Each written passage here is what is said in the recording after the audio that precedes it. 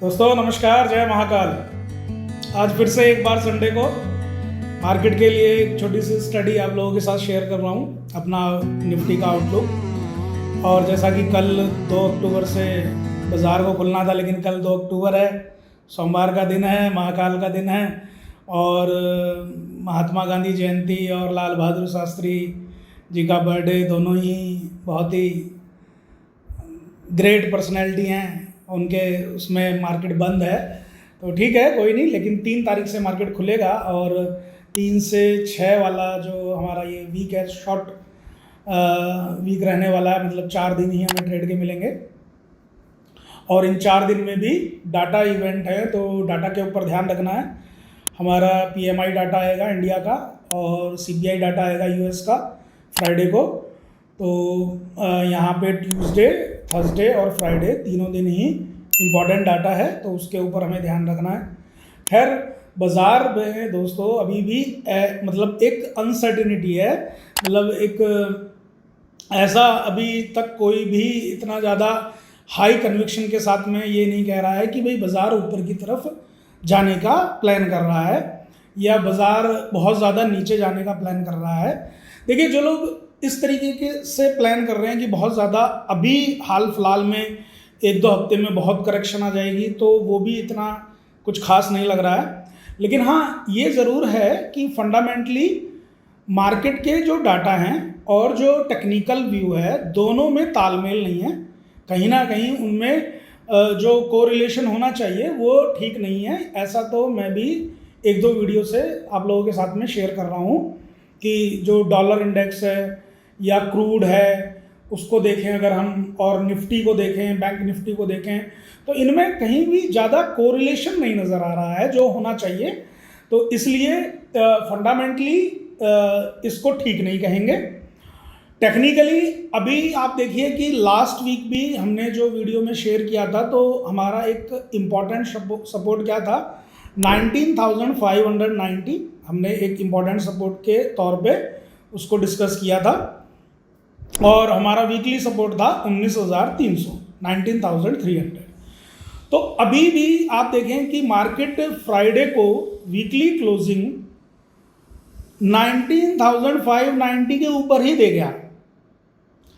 Weekly closing को ही उसने 19,590 के ऊपर दे गया, मतलब कि 19,300 के लिए बाजार एक बार भी पूरे वीक में नहीं आया और 19,300 को टच भी नहीं किया।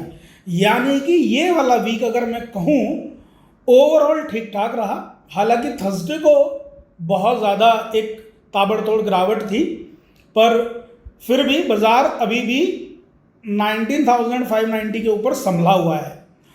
तो बाज़ार में कभी भी आपको मंदी के जो इंडिकेशन मिलेंगे वो 19,300 की क्लोजिंग के बाद मिलेंगे।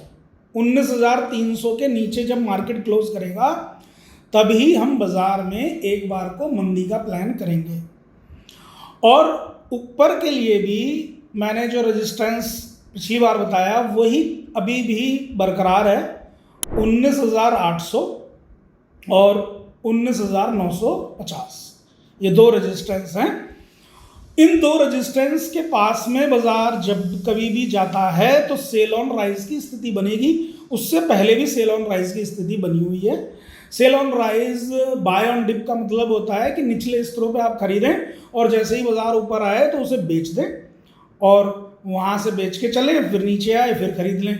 इसको sell on rise buy on dip का एक सिस्टम कहा जाता है। बहुत लोगों ने पूछा सर ये है क्या, मतलब काफ़ी चीज़ें कई बार क्या होते हैं ना, बहुत हम सोचते हैं कि बहुत नॉर्मल वर्ड है, लेकिन कई बार एक नए सब्सक्राइबर्स या नए लर्नर्स मार्केट में जुड़ते हैं ना, तो उनके लिए ये एक बहुत बड़ा वर्ड हो जाता है, बहुत बड़ी चीज़ हो जाती है। तो टर्मिनोलॉजी वगैरह पे थोड़ा सा ध्यान दीजिए, टर्म्स को सीखिए, समझिए और अपनी लर्निंग बढ़ाइए। अब देखिए, मैं जहाँ तक आपसे निफ्टी के सभी इसके ऊपर डिस्कशन किया है और बैंक निफ्टी पे भी मैं एक बात और बोलना चाहता हूँ कि बैंक निफ्टी का जो कोरिलेशन है निफ्टी के साथ में, उसमें मैंने एक चीज़ नोटिस करी कि HDFC बैंक और कोटक बैंक, ये दोनों काफ़ी टाइम से कंसोलिडेशन फॉर्म में है और इनका जो फ्लैग है वो नीचे की तरफ खींच रहा है। जिसकी वजह से बैंक निफ्टी परफॉर्म नहीं कर रहा है। बैंक निफ्टी में मैंने जैसा बताया कि छोटे मझोले शेयर बहुत अच्छा परफॉर्म करेंगे, वो कर भी रहे हैं, आगे भी करेंगे। आप चाहे उसमें यूनियन बैंक ऑफ इंडिया को देख लेंगे, वो आप आगे आने वाले टाइम में आपको और बिंदास परफॉर्मेंस देगा।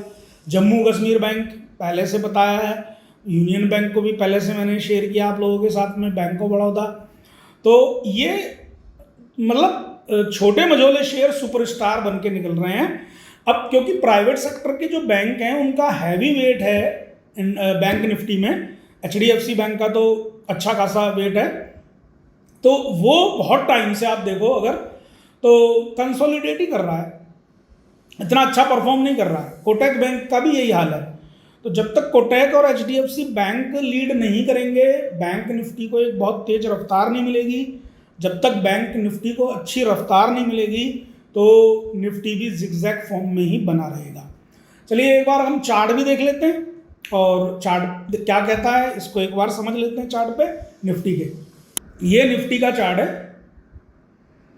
निफ्टी के चार्ट में आप क्या देख रहे हो, 19,300 का एक गुड सपोर्ट है। पहले से मैंने इसको लिखा हुआ है 3-4 वीडियो से, क्योंकि मैं इस चार्ट को शेयर कर रहा हूँ आपके साथ में, तो आप भी समझ गए होंगे। और चार्ट को बार बार एक सेम चार्ट को ही आपके सामने रखने का मतलब, एक चार्टिंग सॉफ्टवेयर से रखने का मकसद भी यही है कि बार बार उसी चार्ट को देखने से लर्निंग बढ़ती है, समझ में आता है कि हाँ हम किस तरीके से चल रहे हैं और कहाँ पे अभी मार्केट आ गया है।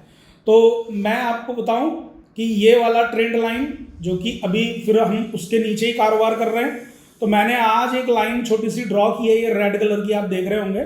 ये मैं जूम आउट कर देता हूँ, थोड़ा सा जूम करता हूँ, देखिए ये इस लाइन को मैंने इस वीक के लिए ये जो वीक है जो कल से यानी कि 3 अक्टूबर से स्टार्ट होगा, परसों से, कल की तो छुट्टी है, तो ये जो वीक है इसके लिए मैंने ये रखा है। और यहाँ पे एक लेवल निकल के आया है 19,489 का एक लेवल निकल के आया है। अगर इसके नीचे बाजार काम करेगा तो एक बार हम 19,300 तक के लिए प्लान कर सकते हैं, ठीक है।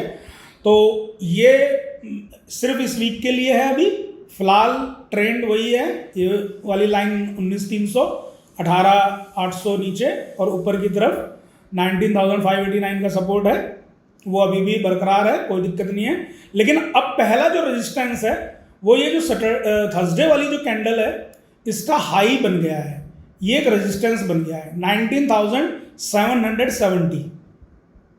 19,770 का एक रेजिस्टेंस बन गया है अब इस वीक के लिए। अगर यहाँ से ऊपर निकल जाता है, इसके ऊपर क्लोज कर जाता है, तो हम एक बार 19,850 तक भी जा सकते हैं और वहाँ पे सेल ऑन राइज की स्थिति बन सकती है, तो उस हिसाब से आप प्लान कर लें। तो ये मैंने निफ्टी के चार्ट पे अपना छोटा सा एनालिसिस आपके सामने देने का प्रयास किया है। तो ये है निफ्टी के बारे में। अब दोस्तों इसी वीडियो में मैं एक बात और आपसे शेयर कर लेता हूँ। आप कहेंगे, मुझे प्लीज़ कमेंट कीजिएगा, आप कहेंगे तो मैं उस सेक्टर के ऊपर एक अच्छे स्टॉक्स में ना स्टडी ला सकता हूँ, आपके साथ में शेयर कर सकता हूँ इस वीक के दौरान ही, विद इन अ वीक। ज़्यादातर आप ना सिर्फ वीकली वीडियो को ही देखते हैं, प्लीज़ एक बार चैनल को सब्सक्राइब करिए और नोटिफिकेशन को आप प्रेस कीजिए ताकि आपको ज़्यादा से ज़्यादा वीडियोस लर्निंग के लिए मिलती रहें और आप लर्निंग करें और मेरा भी उत्साहवर्धन करें, क्योंकि बहुत कम लोग वीडियो देखते हैं। तो फिर मुझे भी ऐसा लगता है कि मतलब इतनी एफर्ट्स किए जाते हैं आपके लिए कि भाई सबकी हेल्प हो जाए और एक नॉलेज को शेयर किया जाए, और उसमें फिर वो उतना ज़्यादा ज़ील ना मिले तो थोड़ा सा मनोबल डाउन होता है। उसके लिए प्लीज़ थोड़ा सा ध्यान रखें। और मैं ये कह रहा हूँ विद इन अ वीक मैं एक आपके साथ में शेयर कर सकता हूँ कॉपर के ऊपर। ये जो कॉपर की खपत मैं देख पा रहा हूँ, कंजम्पशन जो आने वाले टाइम में क्रिएट होने वाला है, जो उसकी डिमांड बहुत ज़्यादा बढ़ने वाली है, क्योंकि उसकी जो एक्यूमुलेशन चल रही है वेयर हाउसिंग में, जो उसको जो रखा जा रहा है, इतना जो इकट्ठा किया जा रहा है, उसके पीछे भी कारण क्या है। तो मैंने जब इन सब चीज़ों को पाया तो बहुत सारे फैक्टर्स निकल के सामने आ रहे हैं, तो आप उस पर ध्यान रखिएगा और उसके लिहाज से अपने स्टॉक्स में निवेश करने का प्लान कीजिएगा। आप कहेंगे तो मैं वीडियो भी लेके आऊँगा। जय महाकाल।